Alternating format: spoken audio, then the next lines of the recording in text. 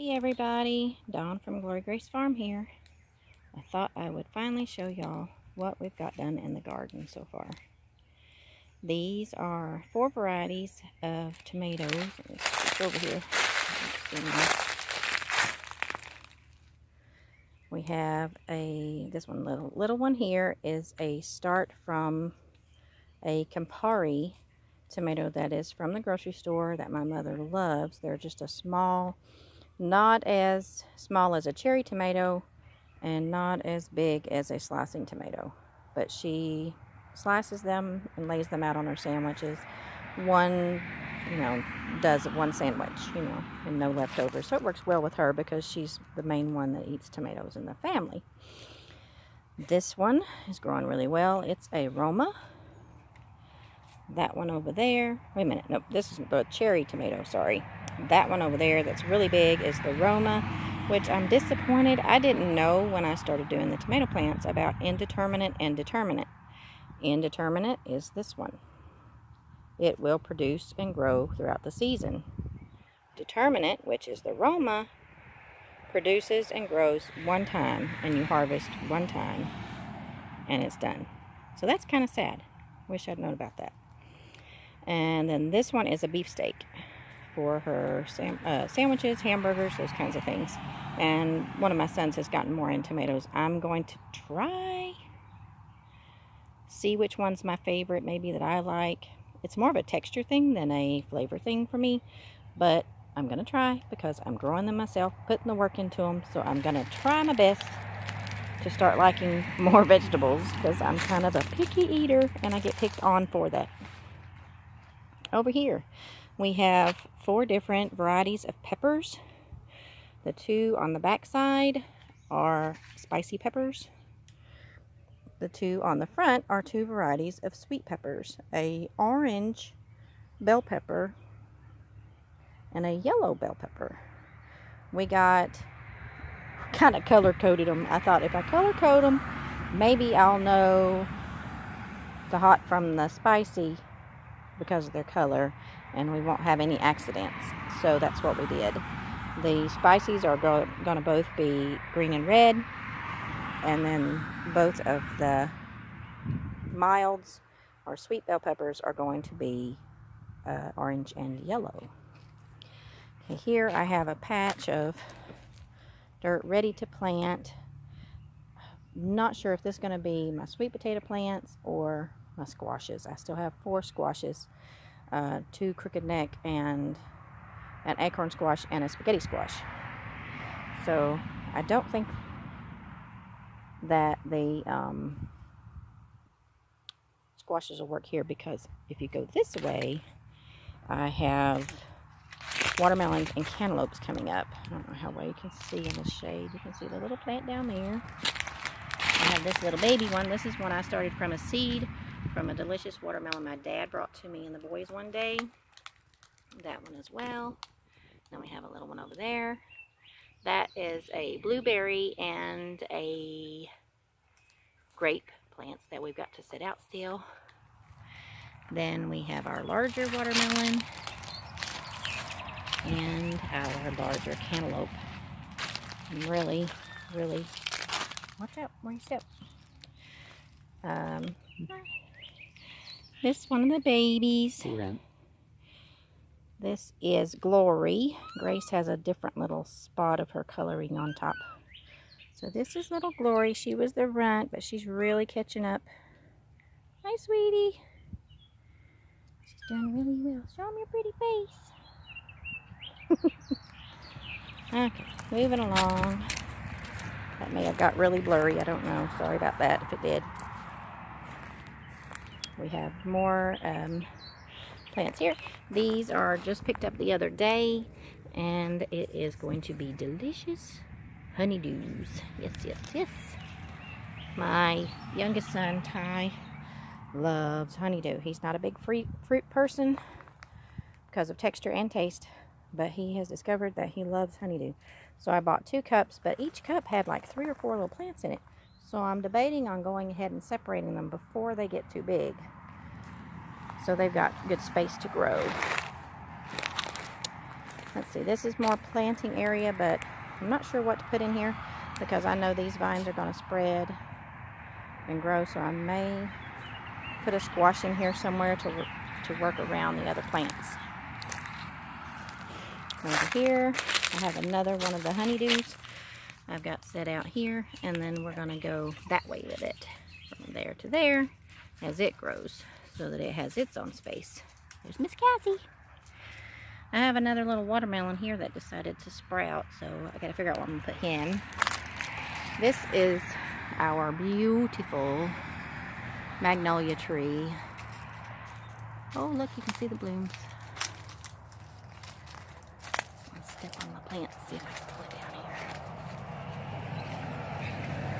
There it is. I just love it. It smells so good. And I pruned it up. Over there's the pile where I pruned up the limbs. Try to get some more sun in on everything because sorry, I've been working, so there's like my wagons and everything everywhere. Still got to come out and pull weeds around the tree because we've been cleaning, and I'm just letting the leaves from the magnolia that fall, because they fall all the time, I've started scooching them over to the grass, trying to kill more of the grass off, and then I'll top them with mulch as we go. Still trying to figure out how big of an area we want to do and have space for. Oh, the umbrella scooched. I was trying to shade my cucumbers with this umbrella that was given to us, and I guess the wind blew it over. I need to weigh down the post. Oh, don't step on the... No, you're stepping on the cucumber. Hang on, no. It needs to... Let's see, which way do we need to go this time? To shade. I think it's okay. Oh, did you show that me? One, just a tiny bit, not much. That one is struggling. It'll look beautiful in the morning, and then in the afternoon it gets all tired. And I've got them watered, so I don't know what's going on with that. It's just, it says at least 6 hours of sun, but they just don't really seem to like the sun very much. I can say the same because I hate the heat. Yeah, it is hot here in Tennessee. Go ahead and lay that back down. Just lay it down on its side. That's where the wind will catch it. Yeah. Go this way with it. Gonna stop the sun from hitting the corn though. That's okay. It's had quite a bit all day. This is our little bitty corn patch. Yes, it's not much. 6 stalks, actually 12 stalks, because each one has 2. That's the way they were in the cups, and I didn't want to fight with them and risk damaging them to separate them. So they're doing really well. They've already probably almost doubled in size since we planted them the other day. And on we go. Here we have one of our little peach trees. Let me get out of the way. We got these on a great bargain. I hope they grow. They were actually less than $4 a piece at Tractor Supply. This one is a Red Haven peach. So hopefully it will take off and do really well here in a few years. And then we move around the compost. There's another tree that still needs to be set out. That's a pear tree. But I discovered these little volunteer tomato plants coming up. So I'm going to watch over them, put some extra mulch around them and everything so that we don't step on them or mow over them. So we can see what happens with them. I'm hoping it's more of the Camparis because they look like the Campari plant that I've got over with the other tomatoes.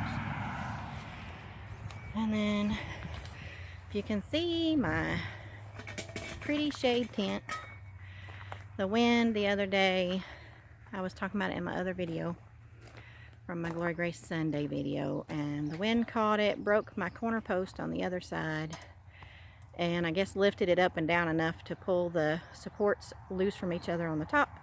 So now it's sagging and falling over, and I've got to take it down.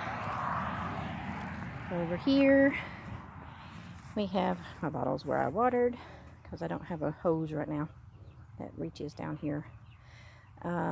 This is the other Red Harvest peach that we got. It has a lot more shoots on it, so I'm hoping it will come out from there. But if they just start out from the root ball and start new trees, then that's fine with me. I'm just excited to have fruit trees after all these years of not having fruit trees. And then we come down here. And yes, I need to mow, but the mower that I use of my dad's is broken right now. So I'm gonna come around here.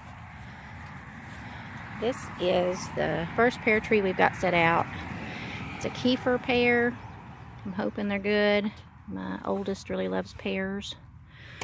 And this is also where we buried our sweet Valka when she passed the other day. So it is a place to mark her spot, remember her, and let her become a part of the life on the land again, even in death. Okay, walk around. I've got a lot of poison oak and poison sumac growing up, so we've got to be careful through here. But we've got to try to weed eat or something to get some of this killed down. I wish I had some goats. I just let them come and eat it all, but I don't have any goats. There's Mr. Stoic. Yeah, hey buddy, you been eating in the dirt again? He likes to dig in the dirt. So he gets his mouth all gross.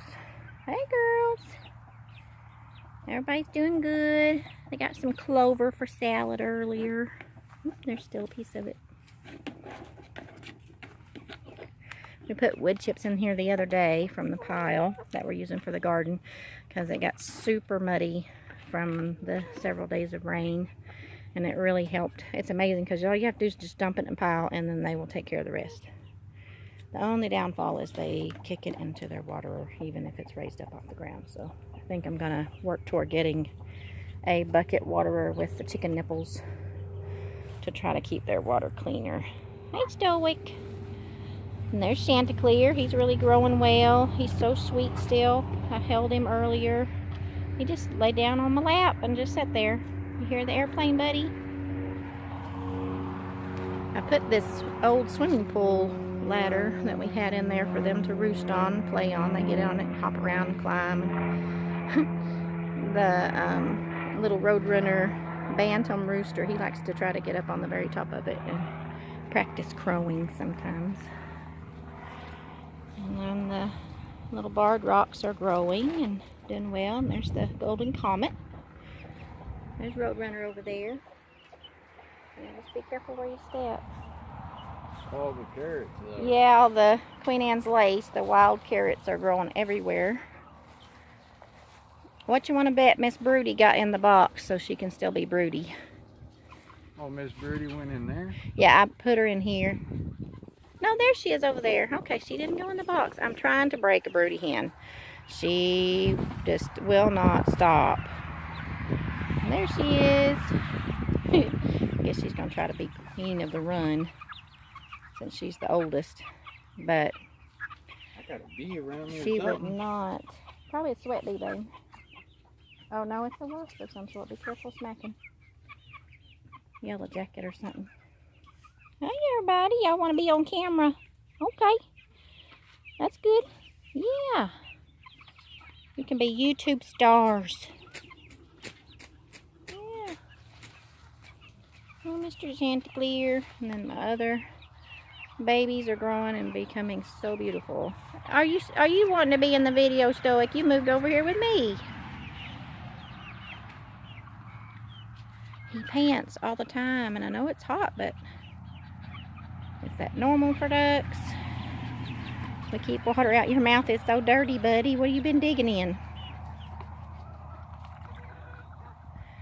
But he and the others, like Chanticleer and the barred rocks, are a little over 2 months now, so they're growing well, doing really good. And then the white ones that I can't recall their name right now. I'm terrible chicken mama. And my EEs are a little over a month old now. So everybody's doing really well. This is their coop at night. They go into the dog crates. And to keep some food for the chickens, I have to put it up high. Otherwise, Mr. Stoic likes to eat it all. So we put feed up on top of the boxes for the littles especially to get up there and peck out through the day. But the little ones will go in a box together, and then the big girls go in a box together with Mr. Chanticleer. He was a loner at first, but now he's gotten to where he likes to be with the ladies at night, so he does. Careful. Mr. Stoic, so handsome. So, that's a little tour of things, a little update on the chickens. Not much going on. Everybody's doing well. Excited about the fall whenever they start laying and we start getting all the new eggs. That big girl's over there. Y'all trying to get on camera? Say hi to everybody. So, God bless y'all from Glory Grace Farm.